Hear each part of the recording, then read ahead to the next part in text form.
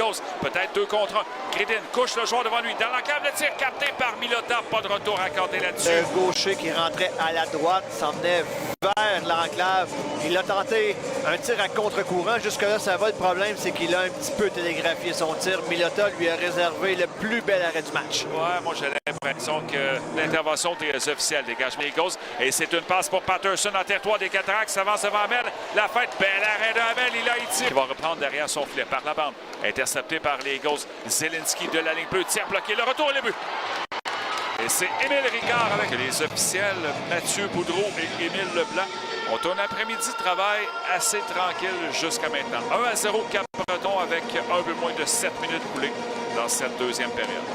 Ouais, Ricard sortait du coin de la patinoire, s'est amené sans être surveillé dans l'enclave. Ça a été un peu facile pour lui. Oui, Amel avait fait le premier arrêt, mais effectivement, Ricard était tout seul. Il fait 1-0 en faveur des Eagles.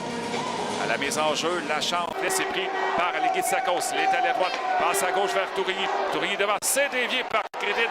Et le but! Matvei Gredin est derrière le gardien ennemi. C'est un. Oui, Milota avait fait le premier arrêt, tu l'as dit, et ce faisant, il était compromis et laissé un espace entre sa jambière et le poteau droit. Et c'est là que Gredin a vu qu'il avait une ouverture. Il en a profité. L'égalité créée à 9:34 de la fin de la deuxième période. Ouais, très belle séquence de jeu initiée par Jean Leguitsakos, seulement 16 ans. Gredin parmi les rondelles. Il est dans le coin, tente de passer à la ligne bleue. Gredin s'avance et le but! La pièce où personne ne va jamais qu'on appelle le grenier. Ouais, c'est là que Gredin a mis la rondelle dans la partie supérieure. Aucune chance pour Jakub Milota. But marqué en avantage numérique par les Cataractes. Alors ça, Steve, ça revient au travail de Jacob Lachance en avantage numérique. Exact. Il n'y aura pas de mention d'aide de Jacob Lachance là-dessus. Il ne sera pas sur la feuille de pointage, mais ceux qui sont ici au centre Gervais Auto auront remarqué que l'avantage...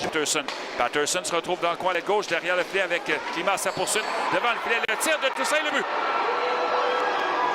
Toussaint qui trouve... Troisième période. Si ça peut permettre aux Cataractes de relâcher un peu de pression, parce qu'on les sentait effectivement très nerveux dans leur territoire depuis le début de la troisième période, ça aura ça de bon.